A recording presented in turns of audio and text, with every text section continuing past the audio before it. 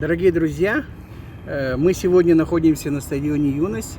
И большое спасибо Николаю Барымыгину за то, что он согласился послушать наш взгляд из самого северного города на вечной мерзлоте, города Якутска, на мировой футбол.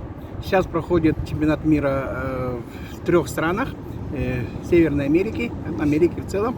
И мы хотим сказать наше мнение и поделиться для любителей футбола о тех играх, которые мы видим. Скоро будут полуфиналы, скоро будет финал, самая вершина. FIFA одна из самых богатейших организаций, умело организовывает все турниры. Мы в восторге от футбола, потому что мы все люди, которые много что сделали для футбола. Ну, конечно, не мирового, но минимум города Якутска. Я хочу представить моих друзей, коллег. Юрьев Владимир Никитич, это тренер. Наше время была команда «Динамо» монтажник Якутск, и он был тренером. Многие якутских футболистов прошло через него. Титулов, званий много и так далее. И рядом находится Александр Николаевич Алексеев. Он один из, наверное, единственный, который общался с олимпийским чемпионом Всеволодом Бобровым, нашим легендарным олимпийским чемпионом, и был игроком определенного состава молодежного «Кайрат». И был игроком УПИ Екатеринбург высшей лиги по мини-футболу. То есть человек, который много играл в ассоциации футбольных лиг, один из лучших. Ну и самый молодой из нас — это Королев Иннокентий Михайлович. Он тренер, имеет спортивное образование, работал футбольным тренером, сейчас тренирует 2 городские команды любительского уровня, но думаю, он когда-нибудь выйдет на профессиональный уровень. Ну и меня зовут Чуросов Михаил. Я когда-то организовал ассоциацию футбольных лиг. Так, в городе Ленинград, в Ленинградском университете, географическом факультете играл на воротах такой зимний футбол на снегу и был 3-кратным чемпионом нашего факультета. Ну, маленький уровень по сравнению с этими великими футболистами, но на городском уровне чуть-чуть играл, так, было так. Ну, нормально, не страшно. Моя позиция вратарь, Никитич у нас защитник, полузащитник примерно, Алексеевич у нас нападающий, а у нас универсал, конечно, Иннокентий. Вот мы решили поговорить, подумали, до этого разговаривали, и определенное количество вопросов, которые мы хотим вам рассказать и пользоваться.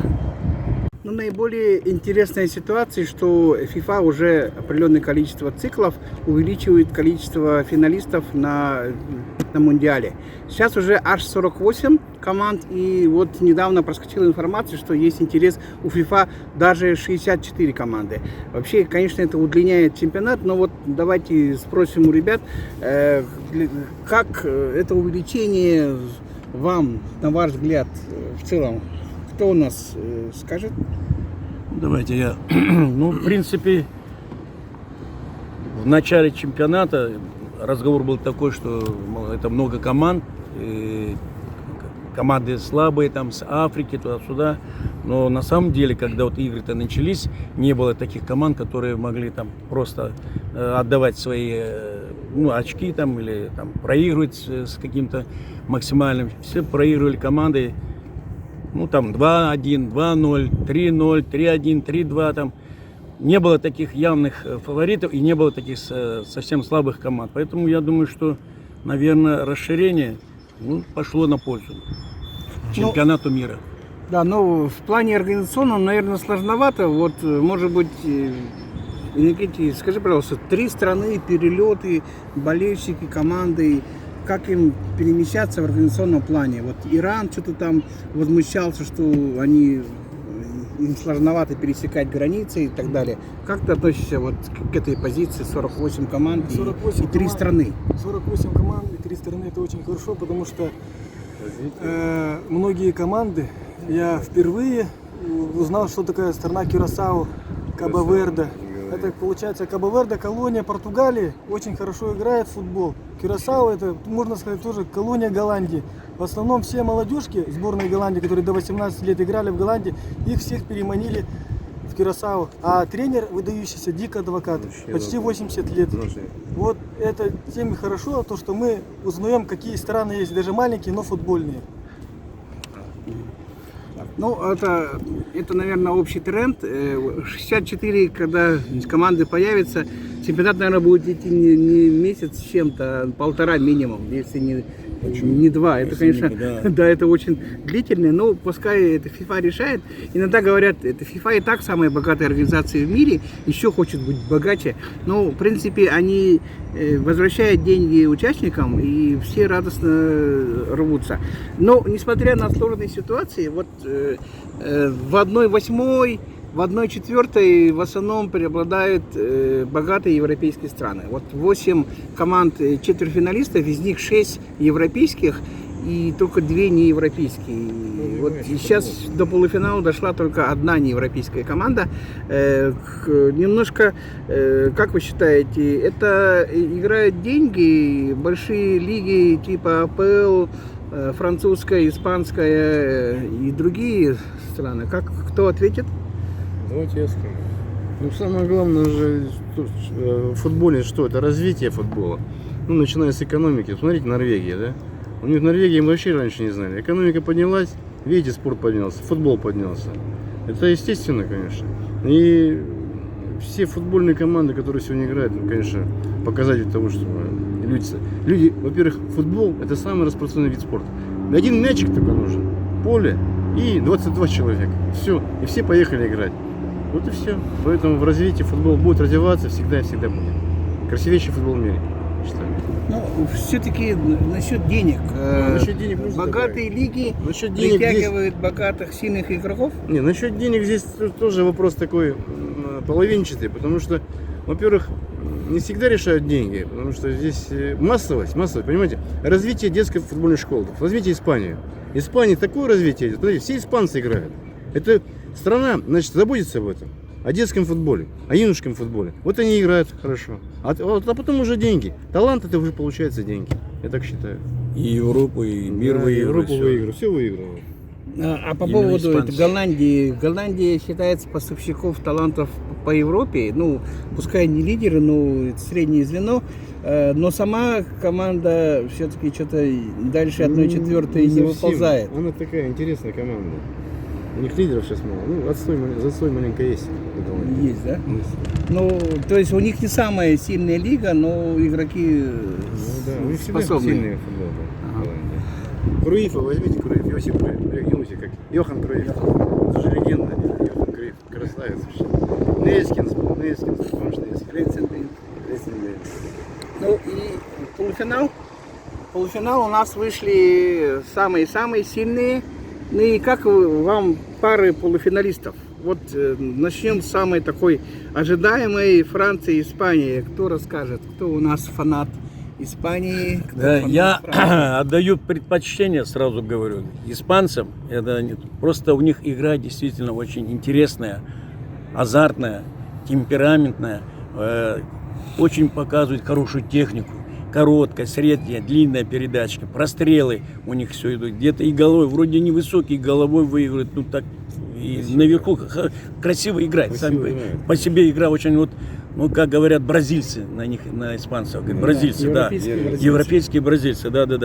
Поэтому, знаете, что, и у них все наиграно, у них какие защитнички подключаются, легкие, бегут, видят поле, просто красота одна. Вот смотришь, красивый, с мячом работают не на месте, даже на месте пусть, но в движении у них мяч как будто прилипает, как привязанный мяч у них, понимаете? Что вправо, что прям бежит. Очень техничные ребята. Да. Это школа, вот правильно сказали, что школа детская школа очень сильная детская. И вот эти, поэтому так у них такие игроки хорошие, и команда сама по себе очень сильная. Так, немножко скажу про Францию. Пожалуйста. Франция ПСЖ. 2 года подряд доминирование в Лиге Там Чемпионов. другие играют, не французы. Неважно, К сожалению. Зато французы, лидеры, ну, они и в Испании играют и так далее. Я считаю, французов нельзя сбрасывать. Нет, Никто не да, говорит, потому никто что не говорит. Там, ребята, и там даже, неизвестно. знаете, Совсем сейчас, неизвестно вот, там. сейчас же модно становится искусственный Там интеллект, игра-то, прогнозы конечно. дает, да? У французов больше процентов чуть-чуть, чем у испанцев. Ну, Но это каждый. же искусственный интеллект, да, там. Да, Это искусственный пусть интеллект, говорят. пускай говорят. Еще заметьте, да? А опыт, вот видишь, опытный Да. человек, ему 77 лет, он сказал четко. Я можно поддержать тоже по Испании? Я тоже поддерживаю Испанию. Это молодое поколение. Испанцы дерзкие, значит, самолюбивые. Но тоже ошибочка маленькая у них то, что впереди нету такого забивающего. Это маленько есть такое. Ну, комбинационно, конечно, это бразильцы, правильно сказали. Бразильцы, настоящие европейские бразильцы. Они, конечно, я ставлю на Испанию. Ну, там уже, как говорится, мяч круглый, говорят. Ну, я тоже ставлю на Испанию, потому что так, молодец. выдающаяся школа испанская. Там очень хорошо воспитывают футболистов в Испании, правильно, детский футбол. От детского, юношеского до взрослого. Недавно, до 19 лет, испанцы стали 10-кратными чемпионами Европы. Они выиграли в финале немцев 2-0, и за весь турнир они ни одного гола не пропустили. И говорит о том, что высокое мастерство очень. И самое главное, им даже нападающий не нужен. Они без нападающего забивают, у них полузащитники выходят, делают игру. Все, вот в этом их класс. Так, все я понял, Испания Забили. чемпион, да, все забили. Но есть вторая Франция, пара, ладно, вторая давай. пара, Ой, Англия, давай, Аргентина. Англия. Так, О. это вообще Давай, матчи пускай, Аргентина готов. вытаскивает такие мертвые мячи. Так, Никитич пускай это Да, говорит. Никитич. Что это? ну, Месси кто всего выиграет? лишь, Ну, всего лишь опять 2 раза Месси, младше. Месси, да. Месси. Я думаю, что англичане, они, как всегда, были бойцы сильные, они неуступчивые, не любили проигрывать никогда, они играют до конца, как бы то ни слаживалась игра, проигрывать будет и 2-0, и 1-0. Ну, такие же и аргентинцы тоже, вот, они вот доказали, когда играли с этим, с Египтом, да, 2-0 проигрывали, 3-2 выиграли, все-таки добили. Вот, но игра будет интересная. Сложная для обеих команд, конечно. Здесь вопросов никаких. Тактически они друг друга уже выучили, изучили хорошо, и игроков изучили, кто как там играет. Вот, поэтому, ну, сложно сказать. Я бы, ну, так, вроде как и англичанам я бы отдал, ну, и аргентинцам. Ну, у них принципиальная встреча. Вот я только Ну, скажу. то же одно. самое почти. Принципиально. Давайте я Всё не- скажу. Я ставлю на Аргентину все же. Все-таки команда сбалансирована, опытная очень, резвая. Англичане как-то вот играют, ну понятно, они такие пасики там, ну азарта не вижу, вот как-то вот не азартно. А вот Аргентина прямо горят, бегут там прямо на Месси, ну вообще красота тоже. Ну и самое главное, чтобы Месси больше пенальти не бил в тот угол, который постоянно бьет. Пускай другому или посередине бьет. Мои пожелания ему. Чтобы вратарь был. Да, все у меня. Ну, я тоже ставлю на аргентинцев, потому что это в первую очередь команда, семья. У них самое главное в команде это атмосфера. И весь тренерский состав, который в Аргентине, они все играли против Месси. С Месси кто-то играл, Лионель Скалони, главный тренер. Они в 2006-м, как раз Месси только дебютировал, и они вместе вышли на несколько минут и сыграли вместе. Вальтер Самуэль в тренерском штабе, Пабло Аймар, это детский кумир Лионеля Месси. Весь тренерский состав, тренерский штаб, атмосфера. Поэтому я считаю, что аргентинцы победят. Ну, ребята, вот Норвегия, надо признать, все-таки из стран, которых, ну вот мы до этого не всегда она так высоко прыгала. И вот, на ваш взгляд, Норвегия это исключение из правил или все-таки системная командная игра? Вот я посмотрел, их матчи вообще бились очень хорошо. И откуда вот такое, это какая-то вспышка или все-таки им повезло, или все-таки система? Я немножко вкратце могу сказать по команде Норвегия. Правильно говорите, вы вспоминали, там они когда-то всем проигрывали, ну, в общем, не было. Но страна, конечно, богатая, государство богатое, да, и вот там, значит, вкладывают очень большие деньги именно в спорт любительский. Это вот мне человек, мы с ним переписываемся, разговариваем, и он говорит, там сильно, вот это профессионально, там другие люди, говорит, а вот влаживают, площадки всякие делаются, что баскетбольные, что волейбольные, что футбольные, гандбольные, у них гандбол вообще очень сильно поставлен. Зимние да, виды спорта? А зимние уже я об этом не говорю. Мы говорим сейчас о таких игровых видах, поэтому да. Нет, у них вообще очень сильно поставлен. Поэтому, конечно, на государство, поэтому тут удивляться, мы можем удивляться, но вот он там говорит, очень там поставлена вся работа, очень на высоком, именно любительски. Ну и, наверное, плюс сочетание, то, что Холланд это все-таки великий центр-форвард, мне кажется. Такой, который на пике формы находится, и это все соединилось, наверное, да? Ну и отец у него тоже мощный футболист был. Видимо, генетика тоже сказывается. Смотрите, мне сказали, что ему нужно около 6 тысяч калорий в день, да? Что, какая у него мощь вообще. Ну, Миш, смотри, норвежцы, посмотри, кто играет в основном. Кто играет в Европе опять, правильно? Да. Те лидеры. А кто не играет, они как бы не очень лидеры. Поэтому Но не выпадают? надо вот в Европе играть. Ну, вон, посмотри, где играет. Мы сам вообще же лидер. Ну, чем мне нравится в нем? Во-первых, он сильный, здоровый, головой играет и с ноги бьет. Согласен, да? Смотри, как гол забил второй. С ноги. С 25 метров. Не каждый нападающий так сделает. Зюба не сделает это. Извиняюсь, за Зюбу, конечно. Да. Норвегия команда Россия очень не хорошая, сбалансированная. Все в Европе играют. Эдегар в Арсенале, Холланд, Манчестер Сити, Серлот в Атлетико Мадрид. Поэтому европейский уровень очень возрос в Норвегии. Маленькая страна, население 500 тысяч, по-моему. И футбол развивает. Вот чему надо, у какой страны поучиться футболу. Маленькая страна скандинавская. Так, вот, обратили внимание, в этом году, в этом чемпионате вообще огромное количество новшеств это FIFA ввела. Ну, уже ВАР уже был, да? Был, да. Но сейчас он вообще полностью доминирует. Потом, исходя из климата, сделали аж 2 водопойные паузы. Это вообще меняет вроде бы тактику, потом куча замен, 5 замен, никогда такого не было. А куча сейчас, да? Да, 5, 6 минут, да? а шестую в дополнительное время дать, да? Потом вот эти секунды надо буквально за короткое время сбросить, и затяжек уже практически невозможно, можно желтые получить. Сейчас, заметьте, все боятся получить предупреждение. Так же, да? А если какое-то удаление и так далее, то это уже сложновато. Ну и еще как прикол, как вам судейство Трампа? Его звонок, вы, наверное, наслышаны. Нет, я не знаю. Да. Ну-ка, кто? Новшества. Трамп позвонил FIFA этому. Да. Лысенькому-то, который... Да, лысенькому этому, да. И тот, значит, сразу, это впервые в истории-то. Не было никогда такого, чтобы президент звонил и чтобы отменили, как бы он у них считается лучшим нападающим, забивает много. И перед игрой Бельгии как раз это было. Вот, и чтобы его разрешили играть. Ну, это, не знаю, это уже, пусть там разбирается в верхах. А вообще как это, так можно, нельзя. Водопой и ВАР, ну это просто такая Не, шутка. ВАР он был, ВАР да. нормальный, Водопой он тоже уже был, да, уже не раз. Да. Человек-то устает. Да, температура 32-35, хорошо. жара такая, ну что Вот там. зимой будем играть в Якутии, то же самое будем в ВАР и будем греться, потом опять играть будем. Тоже будет нормально. Мы же на севере живем. Ну хорошо, значит, мы в принципе поддерживаем все предложения FIFA и эти вещи, потому И что... судейство, конечно, вот это сделали 6 секунд, судья, вот, конечно, это да, тоже это здорово там, да. А вот вратарь водить, чтобы он не тянул время, значит, там еще там новшество такое, подожди, еще что-то там новшество какое-то было, ну, быстрое решение принимали, чтобы иначе это, Время, допустим, да, по времени 6 секунд, если он не вывел мяч, да, значит, команде противоположное отдаются мяч, да. Так, ну и еще у нас, заметили тренд?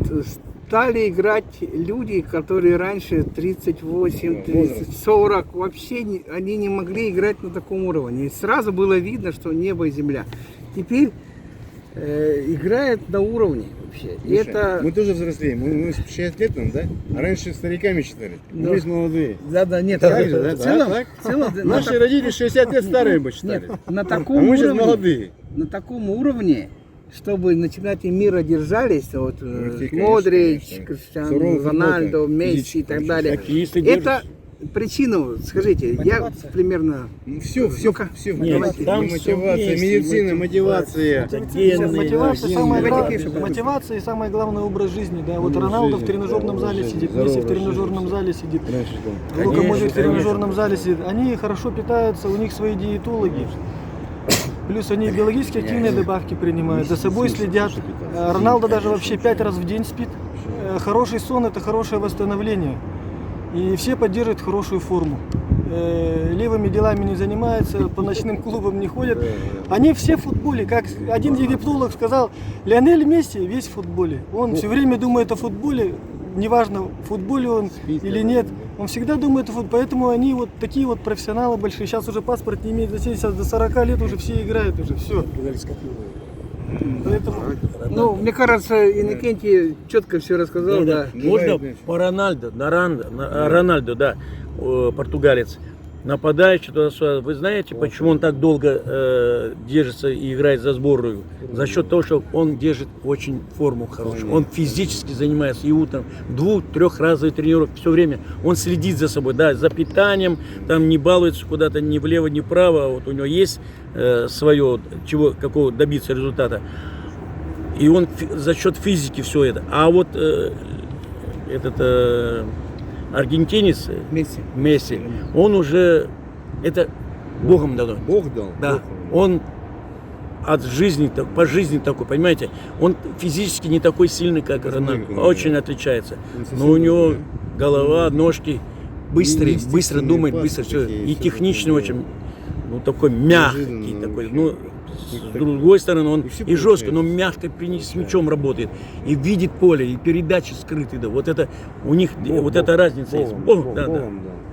Таких мало рождается. Бог. Конечно. Ну, конечно, ветеранов у нас становится, конечно, никогда много не бывает. Молодежь, какая молодежь? Кто скажет про молодежь? Давайте я, видишь, молодежь. Конечно. Ну, вообще, На мировом футболе, конечно, молодежь. Вот посмотрите в Испании, как быстро поменялось поколение их. Мы даже не заметили, да?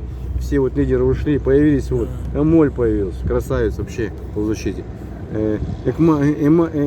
Эмаль, все знаете Эмаля. Ну, красавец вообще-то, да? Как он играет, ну, просто тоже заглядение. Педри. Говорили о там защитнике Кукарельни. Вот Пиоли, помните, был Пиоли? Похож на Пиоли, да, ты говорил, Никита? Они похожи чем-то, волосатые такие, похожи. Молодежь, именно подчеркиваю Испания, потому что именно видно, что детский футбол у них развивается конкретно. Посмотрите, все испанцы, дети, все же испанцы. Нету ни одного бразильца здесь, в Испании, команды. Ну, в основном, понимаете? Вот чем развивается. Но в остальных командах молодежь, конечно, есть, появляется, но отметим бы только Испанию, конечно. Видишь, там вот Аргентина, уже пожилые ребята, ну, в возрасте, допустим. Франция там тоже такой состав. Ну, молодежь идет, молодежь, потому что мотивация очень хорошая, понимаете. Футбол что дает? И мотивацию, здоровье, и, естественно, обеспеченность и деньги. Поэтому все, как говорится, любят и играют в футбол. Так, ну я немножко вот в вашей когорте сторонник больше Франции. Я немножко расскажу про Килиана Мбаппе. На самом деле игрок, который играет как раз в Испании, туда сознательно перешел. Игрок держится на уровне уже кучу лет. И самое, что удивительное, он в сборной играет лучше, чем в клубе. Ну, в клубе там, конечно, лидеров полно, да, в Реале. Но в сборной он вообще бог в этом плане. Поэтому я почему говорю, что еще Дембеле есть и другие. Я думаю, что Франция еще Испании покажет, даст бой, поэтому посмотрим. А вообще его кличка прикольная, которая мне нравится, да, черепашка. Ему даже такие подарки дают, а он улыбается вообще, в общем, простой. В реальности посмотришь, да, что-то физически похоже. очень сильный. Да. Ну и, конечно, во Франции политика такая, они же натурализацией фактически не занимаются, потому что они же гражданами Франции признают все колонии, и поэтому больше генетики поступает именно из тех стран, и это тоже нормально. Поэтому умелые тренера, во Франции, это очень мощный фактор. Потому что тренер это процентов 70 успеха у многих команд. Так, Дембеле-то я сказал, Да, было Дембеле, уже да. не уступает БП. Да, не Дембеле уступает, поэтому БП. они Это оба На опасны. лучшего, по-моему, золотой мяч, да, он претендует, я так понял. Ну, Килиан посмотрим, Дембеле, сейчас Дембеле. очень много претендентов. Но все равно Килиан Мбаппе до сих пор не получил золотой мяч, это плохо очень. Дембеле успел быстрее его получить. Почему плохо? Ничего, Пусть заработает. успеет, пускай Да, успеет. Ну, успеет, еще- молодой еще. Ну, надо объективно, что многие стали смотреть чемпионат мира. Конечно, у нас сейчас везде показывают, везде есть кабельное телевидение. Чемпионат мира смотрят во всем мире, в Якутии тоже в точности. Но большой интерес пошел к четвертьфиналу. Когда Всегда вот так, уже всегда все так. собираются. Сейчас вот всегда. полуфиналу весь мир будет смотреть. Наверное, Там что энное творится? количество Чё, миллиардов букмекерские- там посмотрит. букмекерские творится. там Да, всё. О. давайте расскажем про игры этой стадии, потому что они очень интересные. Давайте по одному. Франция и Марокко. Я расскажу. Но французы с марокканцами все равно как бы чем-то схожи. Колония тоже как бы французская. Многие марокканцы играют во Франции, Хакими в ПСЖ, очень хороший защитник, но у марокканцев игра не сложилась, поскольку они в чемпионате мира 22 в Катаре очень блестящие и выдающуюся игру показали. Марокканцы практически всю игру вели, но проиграли 1-0. Получается. Французы на классе выиграли в Катаре. И спустя 4 года опять же встретились, но на стадии четвертьфинала. И тут случился тот факт, что у французов команда омолодилась, усилилась, улучшилась, а марокканцы остановились. Если считать 22 год, считать у марокканцев очень хороший нападающий Зиеш был, сейчас уже таких нету. Там в обыгрыш уже перестали идти. В четвертьфинале они играли. Игра стала уже не та, которая была в Катаре, а французы выиграли, потому что у них очень хорошо футбол растет. И за счет класса, за счет мастерства выиграли, за счет того, что многие французы играют в европейских хороших клубах. В основном в ПСЖ, в Реале все играют, а у марокканцев не все играют. Поэтому за счет класса французы прошли марокканцев. Спасибо. Испания и Бельгия. Ну, по поводу Испании я уже, как говорится, говорил, что эта команда классом высокая.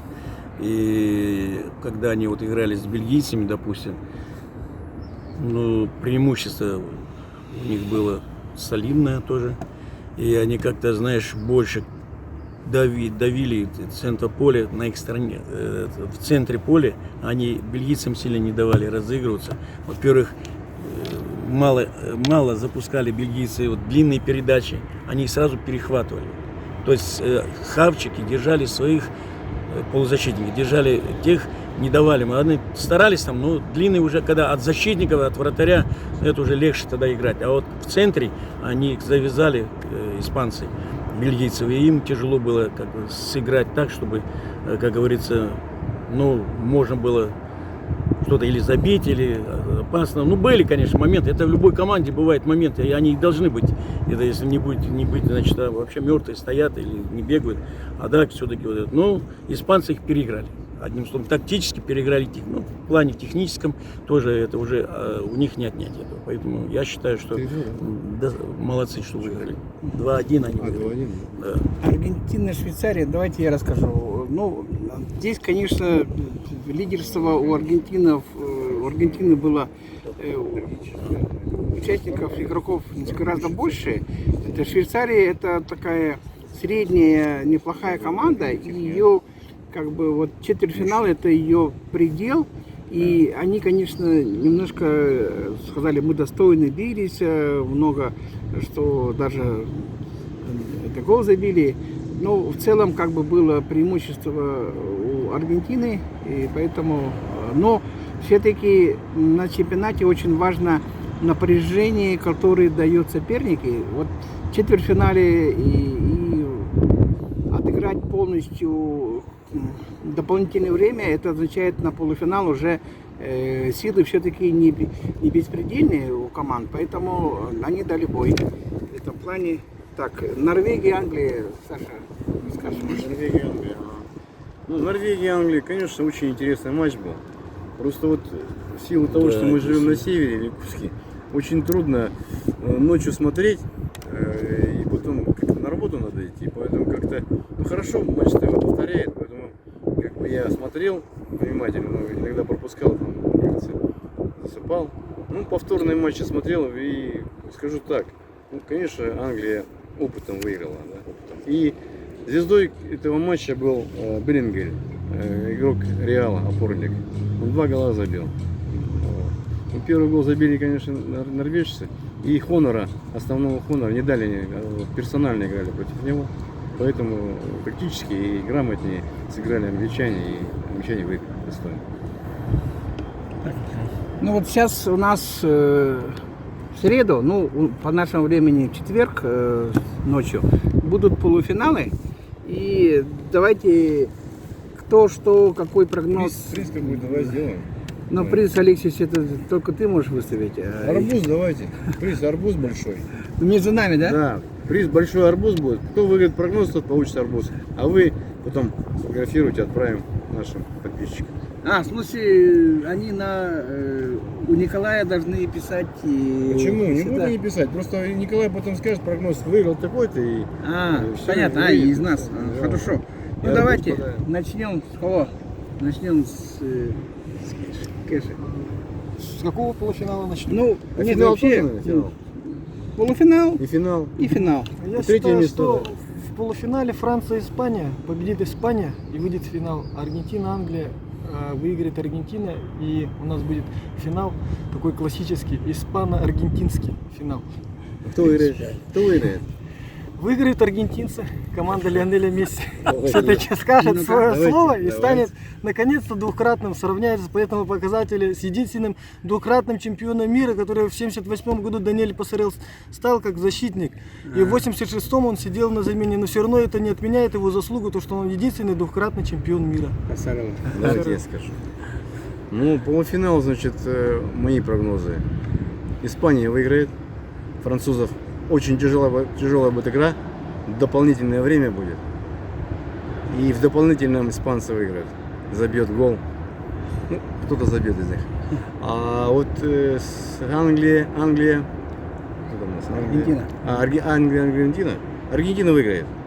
Финал будет Аргентина-Испания. Я ставлю на Испанию, на молодое поколение, которое пришло сегодня в новый футбол. В общем-то, я немножечко, да, вот, поддерживаю вот предыдущих наших товарищей. Они разные результаты. Нет, сказали. нет, они правильно Концы. сказали. Да. В конце. Но я ставлю на испанцев, тоже поддерживаю это, вот, что испанцы должны как бы выиграть у французов, так? А вот Англия, Аргентина, я англичан ставлю. Понимаете, да. И в финале Испания должна выиграть. Англичан. Да. Понятно. Ну, давайте. Французов сейчас. Ну, Я думаю, французы должны дожать испанцев. У них Черепашка. чуть- черепашка, да. И Дембеле сделает свое черное дело. А Аргентина, я как бы в Англии, на самом деле, да, вот у них энтузиазм, глаза бьют. И будет повторение чемпионата мира в Катаре, вот катаровская, да. Единственный в Якутске. Единственное в Якутске, наверное, да. Мало кто. Пускай это хорошо такое покупали. И я думаю, там французы выиграют. Потому что при величии Месси французы купили все равно должно быть. Макрон купил. Не говорите, что меня Макрон купил. Макрон купил. На самом деле ничего подобного. Я все-таки верю, что Франция так упорно идет. И 3 раза финала.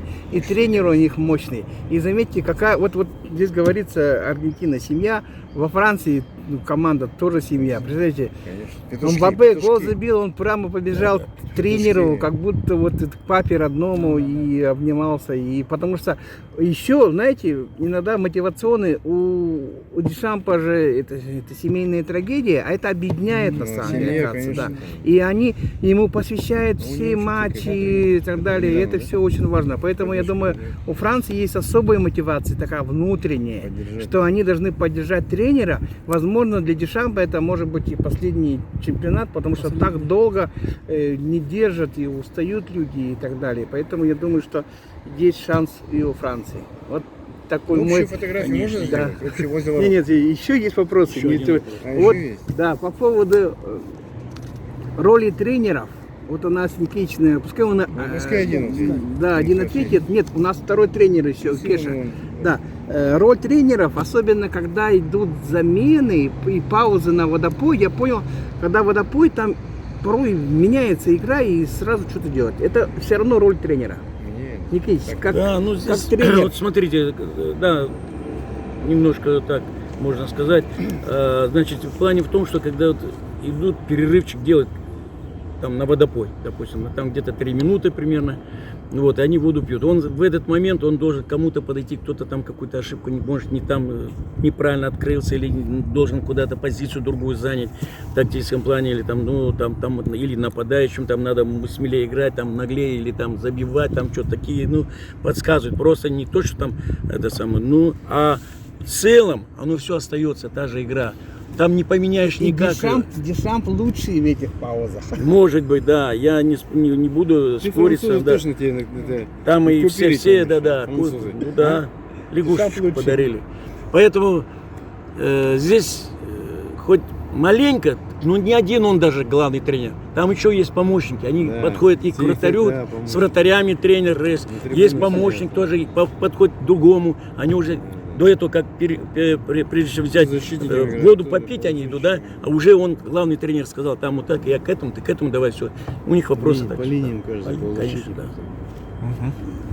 Ты как тренер двух городских команд, скажи, Перерывы бывают. Да, перерывы, вот, Перерыв. допустим, Водопой. тоже хорошо идут, потому что вот у аргентинцев 3 матча было. замены еще. Да, вот эти замены. Они 3 матча очень сложных сыграли. И все 3 матча они выиграли с разницей в 3 мяча. И когда вот эти водопои были, тренер Лионель Скалони очень хорошие замены делал. Вот эти замены, то, что он делал, они оправдали. Игроки, которые вышли на замены, они забивали голы. Вот этот тренерский ход, он решил тоже водопой, вот этот перерывчик. Вот. И в конце самого, Да, в да, в конце конце в забивали. дополнительное время все 3 матча очень тяжелых, очень волевых были. На последних И вот эти минутах. все ребята, все, которые вышли, они исход матча решили. Это тоже дополнительный плюс водопой. Поддержка, Да, атмосфера в команде. Уже не скажешь, слушай. Ну, от климата, наверное, тоже будет зависеть. Я не думаю, что следующий чемпионат мира будет большой. А где следующий чемпионат мира? Я что-то у меня... Саудовская. О, там 3 водопоя А сделают. Якутия когда будет чемпионат мира? Да, не, у нас не будет. Так, самое это интересное, когда у нас идут отбор лучших, их все равно объявят, потом золотой мяч и так далее. И вот на чемпионате мира кто лучше себя проявит, тот и будет как бы претендентом. Ну, давайте начнем по вратарям. Конечно, обычно золотую перчатку дают тем, кто вышел в финал, кто победил или минимум второй, да. Но вот я вижу там 2 основных вратаря. Это Симону испанцев и Миньяну французов. Что могу сказать? Опять Франция. Потому что он играет в Италии, в Милане, капитан и личность. И вот французскую часть, вот он стабилен. А Симон, смотрите, сколько он чудил в предыдущих матчах. Да, на выходах у него происходит. Поэтому, несмотря на это, я ставлю, что лучшим вратарем признают французского вратаря Миньяна. Так, по защитникам кто у нас? Ну, давайте я скажу, значит, давайте так. Левого защитника я сразу, ну вот лично мне понравился, это и отмечает его испанец Кукурелья, левый, полосатый такой, легкий, подвижный, бежит и впереди, и успевает, и назад, то есть он помогает сильно полузащите и нападению, все, молодец в этом отношении, тут даже нет вопросов никаких к нему. Ну, правый защитник Жюль Кюнде, француз, ну, это, да, Защита. он право играет защитника, тоже красавчик, легкий такой, подвижный, пробивает, простреливает, все он делает, и самое он грамотно очень это все делает. Ну и центральный, это Леопард Испания, очень такой хороший защитник, он читает игру очень грамотно, выход там, и индивидуально с игроком может сыграть. Ну, как-то, я бы не сказал, что и грубо, но жестко сыграть может, понимаете, все это. Поэтому, ну и вот аргентинец есть такой защитник Мартинес Лесандру. Это вроде бы такой невысокого роста, но прыгучий, такой, ну, цепкий очень. И, как говорится, он если кому-то прилип, то оторваться от него никто не может никак, понимаешь? И в отборе, и грамотный очень. Ну, и вот вроде маленький, а вы прыгучий, головой играет неплохо, вообще здорово. Ну, а в принципе все такие, но тут все равно какое-то есть немножко отличие у них. Ну и грамотно играет тоже вот в линии, там он не дает так, чтобы как-то там, знаешь, подсказывают, видно, чтобы голосом там все выходят, там, да, не игры, там все это все. Он, ну, молодцы в этом отношении. Но больше всего мне нравится, это, конечно, левый защитник, это испанец. Вообще красавица, красавица. Я посмотрел, вообще успевает везде. Везде успевает. Взял бы себе. Не придет он такой, дорого Денег не стоит. хватит. Денег не хватит. Ну, если президент, глава нашей Поддержит, республики, да, поддержит, купит его, то значит, ну, Чемпион таким Дальнего Востока станем точно. Да. Так, Нет, чемпионом Дальнего Востока мы с пацанами становились. Что там это ерунда все. полузащита. Вот если левых, правых защитников еще можно делить, сейчас полузащитники какой-то универсализм стал вообще, какие-то оттянутые диспетчеры, опорники. Есть ли на чемпионате вот такой, какой-то универсализм? Давай. Я сейчас вот определю 4 полузащитников хороших с каждой полуфинальной встречи. Начнем с Аргентины. Это Родриго де Поль. Очень хороший полузащитник, с хорошим пасом, с хорошей обводкой, цепкий, неуступчивый, хорошо разрушает, работяга, все может делать. Второй это Джуд Беллингем, хотя не так сильно он ярко проявил в Реале Мадриде, но в сборной Англии он в этом чемпионате мира лучше всех. Он на поле делает все, в ответственный момент берет мяч, протаскивает, забивает, успевает на добивание, цепкий, открывается, пас тоже может хороший сделать, может хорошо ударить. У испанцев очень хороший полузащитник, это Родри. Он хорошо обороняется, хорошо атакует, без фола. Игрок Манчестер Сити тоже с хорошим пасом, с хорошим видением поля, высокий, неуступчивый. И последний полузащитник, хотя эту роль он в Реале играет центральным защитником, это Реаль Чуамени, очень хороший полузащитник, играл на 22-м чемпионате мира в Катаре, очень хорошо проявил себя. И сейчас в сборной Франции он тоже лидер полузащиты, неуступчивый, тоже может пас хорошо, очень прибавил. Я думаю, из этих 4 полузащитников все равно ярко они себя показали. Вот это 4 полузащитников из всего чемпионата мира, которые очень хорошо играют. Ну, нападающих расскажет, наверное, Алексеевич. Это он всю жизнь нападающий, пушка, удар, который боялись. Ну, здесь многие. тоже 4. Месси, черепашка, как Миша говорит, БП. Потом, значит, у нас испанец Эмаль и Харри Кейн. Вот 4 основных нападающих, которые показывают сильнейший футбол в мире сегодня. Ну, Алексеевичу легче всего, они так на слуху, на виду и так далее, да. Это шикарно.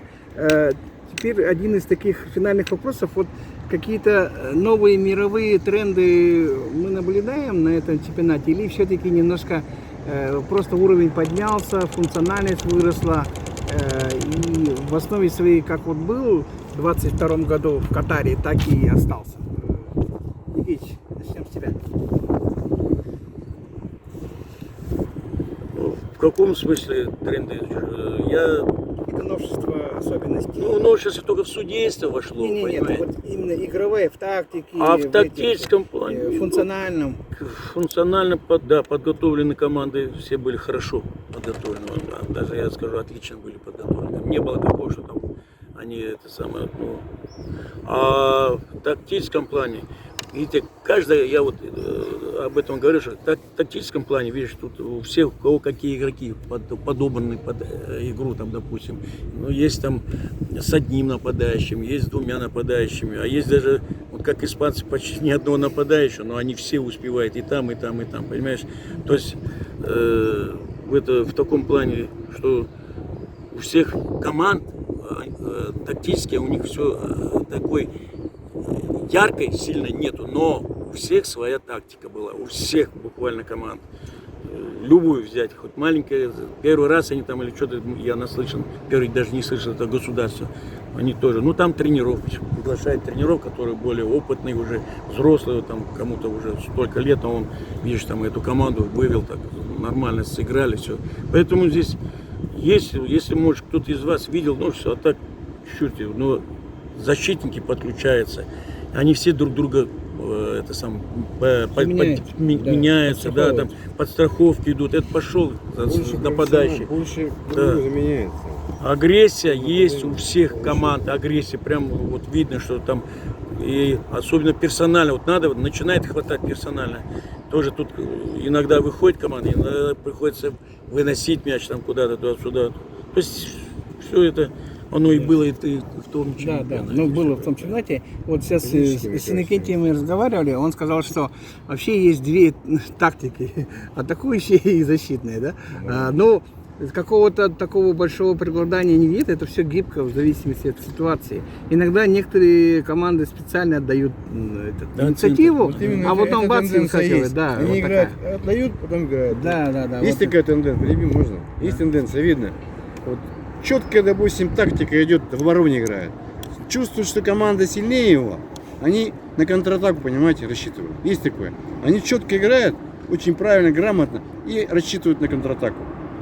Забить Это- один гол достаточно. Это и типа, это уже... типа Египта, Да, когда типа они Египта, 2-0 да, вели да, и могли да, вообще да. похоронить Да. Аргентину. И поэтому такая тактика может срабатывать, но не всегда.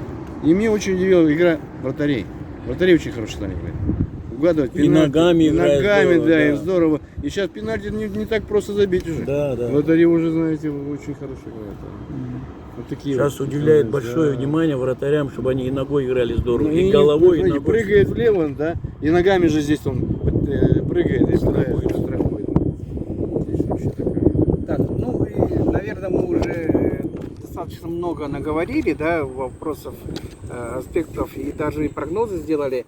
Все-таки вот сейчас немножко маленькие финальные фразы в конце обращения к любителям футбола и в России, и в Якутии, и в целом, как бы очень кратенько.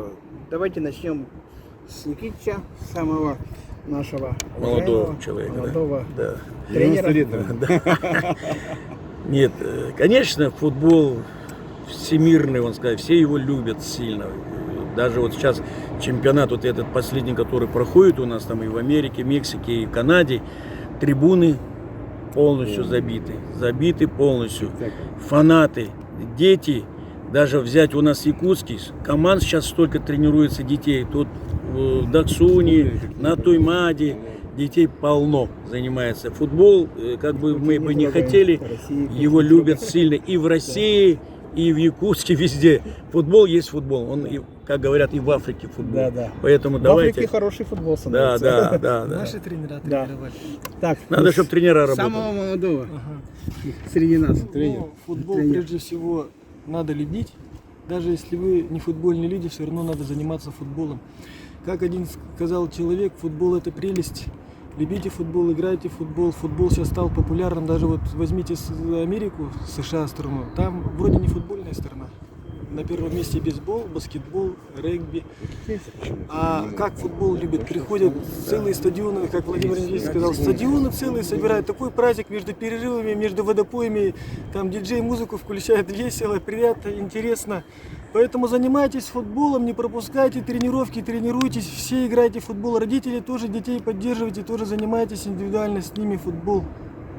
Все на футбол. Алексеевич, Ну, футбол это самый лучший вид спорта вообще на самом деле. Вообще, сейчас такая возможность есть, наши ребята, вот, наши якуты, русские, которые живут. Может добиться, стать, представляете, игроком Реала. Все, жизнь удалась. А можно добиться, если будешь настырным, упертым. Поля, смотрите, какие у нас. Поля, Тоймада. Вот мы сидим сейчас на стадионе «Юность». Кстати, к слову сказать, большое спасибо руководству университета, а лично проректору университета, значит, Куприянову Евгению Николаевичу, который нам быстро очень в течение 20-30 минут решил вопрос спорим. Где мы сейчас сидим, обсуждаем, значит, прямо вот, наши дела футбольные и так далее. Правильно Иннокентий сказал. Играйте в футбол, любите футбол, и все будете счастливы. И причем и женщин любите футбол. Смотрите, женский футбол очень развивается. Так что все. Всем прекрасных побед, успехов. Ну и от себя спасибо большое Александру Николаевичу за инициативу, спасибо университету и Николаю Барамыгину за освещение. На самом деле вот так получилось, что определенный вакуум у нас есть на якутском вот телевидении, блогерстве. И Николай, если разместишь, это, наверное, будет одна из немногих таких бесед, рассказов. Не знаю, дотерпят ли люди до конца наш разговор, долгую рассказа, да, что-то можно убрать, что-то не в это, но вообще в целом люди, вот мои коллеги, они это гораздо более сильные игроки, и вот немножко меня подкалывает. Я не такого высокого уровня играл, но Никитич признает, что единственный в истории футбола вратарь, играющих в очках, это был я, и на воротах это большое искусство. Зимний футбол и так Можно далее. еще скажу? Поэтому, сейчас я закончу. Поэтому играйте в футбол, у нас есть в Якутии самые различные формы, возможности. Вот, эта полянка воспитала очень много интересных молодых ребят, которые никогда не пожалеют, что играли в футбол. Вот здесь у нас и Никентий, воспитанник университета, здесь играл и так далее. Поэтому все. Алексей, ты хотел что-то добавить? Я хочу Мишу Мчуросова, ну, всех республики, конечно, знают как общественного деятеля. Но он же футболист на самом деле. А ФЛ кто создал-то первый? Мы тогда с ним познакомились и до сих пор дружим. Вот двоих футболистов сюда привозили, Миша знает. Земской, Федор, заслуженный мастер по пляжным, и капитан сборной России Смертин. Вот зимой приезжал. Мы тоже участвовали, тоже приезжали. Дети встречались. Дети же смотрят, правильно, на чемпионов и учатся. Ну и все. Спасибо большое. Всем удачи. Смотрите сайт Никбара. И думаю, это будет всем нам хорошо. Еще, может быть, попадем на какие-нибудь еще какие-то интересные блогерские контенты. Спасибо.